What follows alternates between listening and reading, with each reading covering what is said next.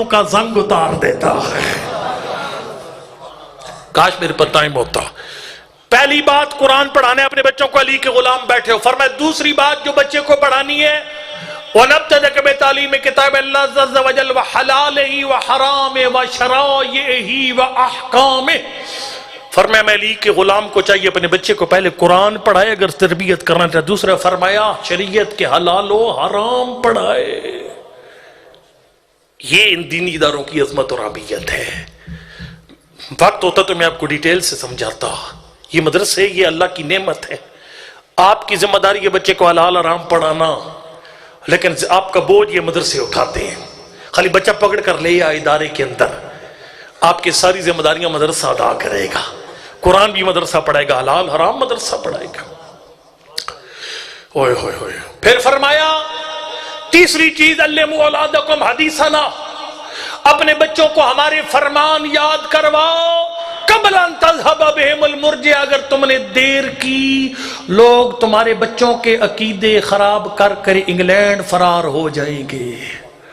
اس سے پہلے کہ مرجع تمہارے بچوں کو اغوا کر کے لے جائیں، فرمایا ہمارے فرمان اپنے بچوں کو یاد کروا دو۔ معصوم کے فرمان یاد کروانا ماں باپ کی ذمہ داری ہے۔ ناراض نہیں ہونا۔ کتنے آپ بیٹھے ہو، آپ کو کتنے ہر معصوم کے فرمان یاد ہے؟ خود کو یاد نہیں، بچوں کو کون یاد کروائے گا؟ یہ مدرسہ ہوگا تو تیرے بچے کو معصوم کے فرمان یاد کروائے گا۔ اس لیے معصوم نے فرمایا شیعہ جس بستی میں گیس نہ ہو وہ چھوڑنی واجب نہیں ہے، بجلی نہیں ہے چھوڑنی واجب نہیں ہے، لیکن جس بستی میں عالم نہیں ہے وہ بستی چھوڑ کے چلا جا۔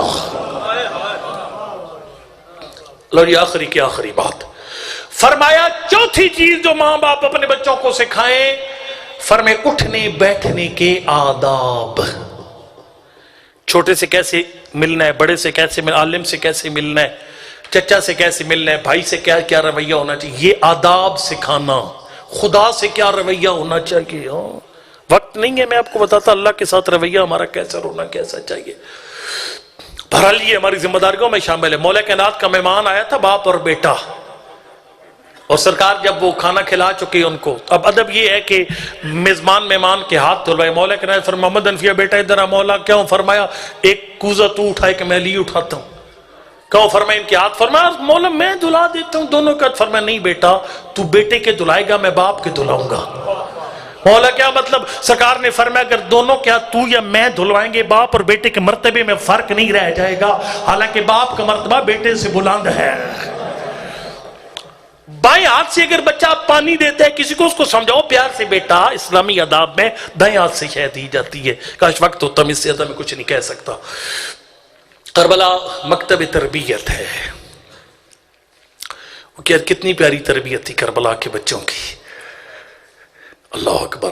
میں نے بڑی بڑی مورخین کی کتابیں پڑھی ہیں، یعنی غیر مسلم مورخین لکھتے ہیں، ہمیں کربلا کی اس نقطے پر حیران ہے، کسی 3-4 سال کے بچے نے پیاس سے گھبرا کر یہ نہیں کہا کاش ہمارا بابا